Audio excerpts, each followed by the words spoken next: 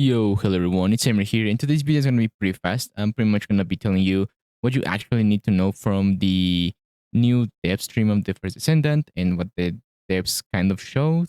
Honestly, it was a bit disappointing. I don't think we're getting a lot of stuffs for June and July.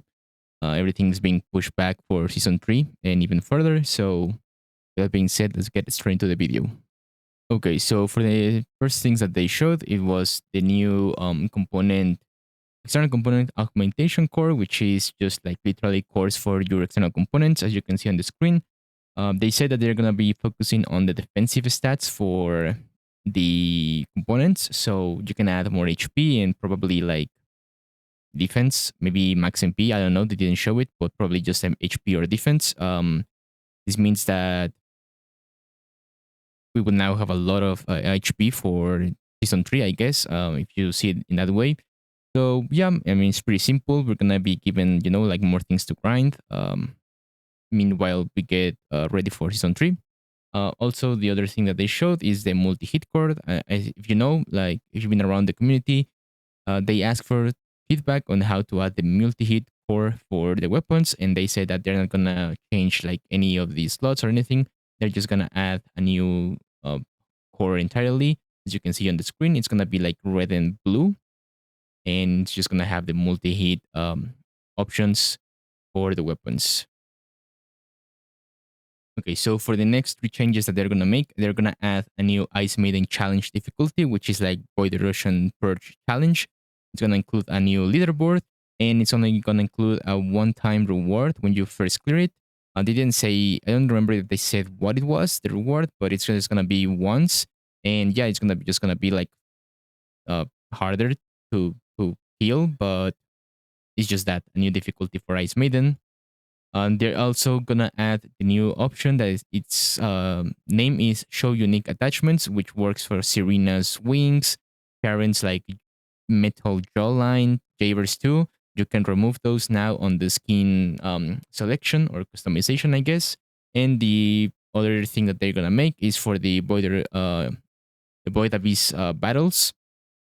They're gonna add personalized death count, reduce pre-match countdown to 10 seconds, and change starting locations on some battle maps. So this means that they're gonna be shorter to start, and also the spawn location of the your starting location is gonna change.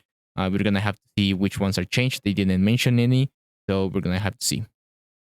Okay, so for the biggest piece of information that we got is you light up the details. As you can see on the screen, we're going to have void erosion purge improvements, stage reduction from 30 to 10. So this means that for new or returning players, purge is going to be way faster now. Sadly, this means nothing for veteran players as we already cleared the 30 stages, or if you're stuck, you're probably going to be beneficial to this. The final stage rotation is going to be probably just so the final stage is not always the chill the chill stage. So you'll have to see the weapon cores, or well, the cores in general are gonna be now improved to 400% dungeons and Sigma sector. So to add more variety instead of just being in purge, and they're also reducing the core crafting and conversion cost. For the balance adjustments, they did mention which descendants are gonna get balance, which are Balbi, Enzo, Glay, Sharon, and Blair. They're also making it so that the speed cap is now increased to 1600, which is 1600 for non-US people. And they're also changing Bonnie speed of light so that she caps faster to 1300, or I guess 1600 in this case. We'll have to see what the improvement is. This pretty much means that Bonnie is now going to make more damage and it's going to be faster. Balbi, the Balbi water skill where she turns into water is also gonna get changed. I didn't understand much about the change, but she's gonna get changed also for that. And they're also gonna remove the speed penalty that Clay has when using her infinite ammo. So that's really huge for Clay. Honestly, looking forward to that. They're also gonna buff weapons that are really weak, using the last dagger as a benchmark. I mean, that's crazy because we know the last dagger is really OP. It's the strongest weapon in the game. So we'll have to see which weapons get buffed. But yeah, they say that they're gonna try to buff weapons that are really useless, pretty much. Match them with Last Dagger. We're probably gonna get like Enduring Legacy buff with this. We will have to see. Okay, so for the last piece of information, I'm gonna recap it into all in one because everything about this is about season 3. So the first thing that they showed us is that the action field will have a weather and a time change system. As you can see on the screen, it will go from day to night and probably like rain and everything like that, right? Sadly, they're now actually dropping, well, they mentioned this before, but they now made it clear that they are dropping support for all gen consoles, which are the PlayStation 4 and the Xbox One. Now they showed us World Crusher and its scale. It's probably like the Colossus tall. Looks pretty fun. Honestly, excited for the fight. They did mention that he's gonna have some sort of buff that whenever you kill it, everyone in the action field instance will have buffs that will decrease like your crafting speed and everything like that. They mentioned some other things, but I don't think they're relevant until we actually get to see them in game. So I will skip on that. The next thing they showed is the Legion of Breach, which is the new enemy. And they mentioned that the Legion of Breach is basically that whenever you kill them with one attribute, let's say you're Freyna and you kill them with your toxic attribute, they will spawn with toxic defenses increased, sorry. So they will learn from whatever attribute you're using, which encourages you to build more variety. But honestly, I don't know how this will work with non-attribute because as you know, there's no defense towards non-attribute. So we'll have to see how that works.